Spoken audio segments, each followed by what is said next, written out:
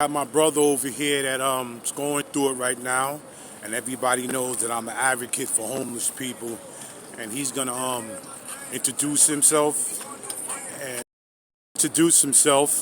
and let him know how he got in the situation. What's going on, brother? Okay.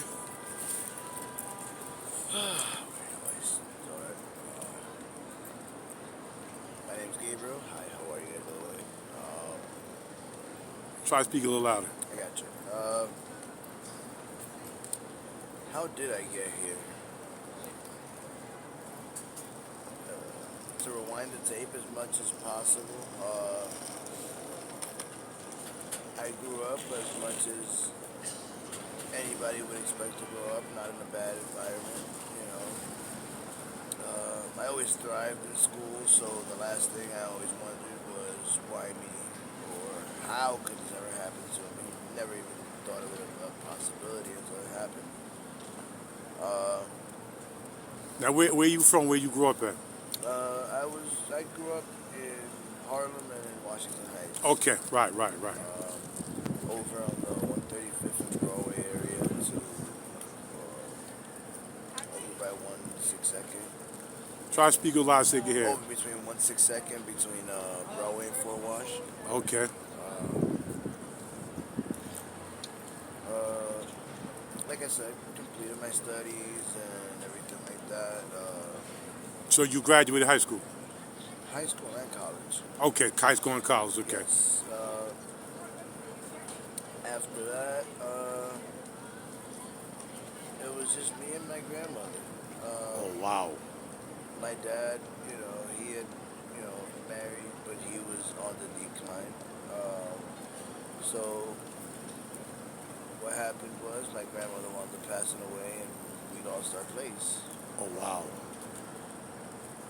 After that, after my grandmother passed away and we lost our place, I didn't know what to do, so I knew I had to obviously find something. I went through a shelter. As bad experiences go, I can't say I've had the worst, but Now they always say how bad the shelters are. They really that bad? oh yeah, Okay. and they're always more bad for men than for women. Yes, believe the hype. Um, so yeah, didn't last that well there. Maybe at a future date or whatever, maybe we could talk about that. But for right now, I'll just leave it at that. Let's just say I'll die before I go back to a shelter. So uh, the only way that these outreach companies will work with you is if you go to their shelters type setting or whatever, or if you happen to get lucky enough and to draw what they call a single room or a safe haven or something like that, which I think they call them, what is it, SROs? yes, Okay, that's what I heard which I about think that. they're good, but they're also like trap offs in a way because I think they're meant to make people fight each other, just because they give it out so feudy. Uh, Between then and now, I've tried to get jobs, multiple. Between then and now, I've panhandled and sold drugs to survive. Yeah. I don't know what specifically you may want to know. Like I said, I always tell people whatever you want to ask, just feel free to, and I'll answer whatever you want. What about you? Have any kids Yeah, or you do? yes. She's 13. Her name's Kaylee. You can't. So you really can't see your kids. No, I did the worst thing I possibly could do and got with a Sicilian girl, though she wasn't racist, but her family sure is. Oh, Um, so yeah, New York. Jersey. Okay, that's what. Jersey. Okay. Um, I wish I had more access to her, but So have you been in contact with with these people? What do they call them? What do they call them again? The ones that pick you up in the street? outreach people.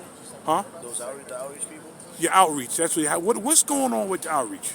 They really generally don't do much. Their job is just to get you to say yes and go to accept their help, which their help is a ride to the shelter. That's it. Just a way to get there. Which Now, they have their car and they consider that a big help, which I can do that by myself. all right. Now, how do you feel about when the migrants came in? They were doing more for them than y'all. How do you feel about that? Oh, I agree 100%. Literally 110%. I agree. They were getting benefits and distinctions that we hadn't even thought of to be able to get. The barrier was definitely broken. I get it. A drastic time, but by the same token, that I always say that same effort were to be used on the war on homelessness, and I really believe that either a major blow could have been dealt, if not the battle against it or the war against homelessness could have been fought and won.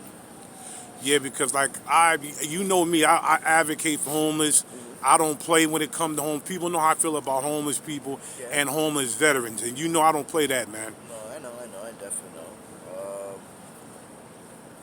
Yeah. But that's generally their job. They really don't do much, and I can't really fault them for that because they generally have a guideline or a job guideline or a parameter that they have to go by, and that's all they have to go by. So I guess with that, there's not much that they can do or really, be able to do anyway. So can't fault them for that either. Do you have any family? Uh, Aside from my daughter, I have siblings, but younger and they're in Samoa, so there's nothing really they can do for me. No aunts and uncles. No. All the ones that I did have passed away throughout life. So when the last time outreach even got in, to see you, are they going to do anything for you? Um, I don't even remember the last time an outreach person even. Sometimes they come up to you. Sometimes they avoid you like the plague, just because their job is to walk around. And if they happen to see somebody, they could just say they didn't see anybody. So what is it, BRC? BRC, breaking ground. Right. Um, a lot of them are under those umbrellas. Um, but yeah, that's usually what'll happen. Yeah, well, what I understand from talking to them, you got to be on the street for 6 months before they even see you. Yeah. So sometimes you have to lie, so you can just, not Now, have to.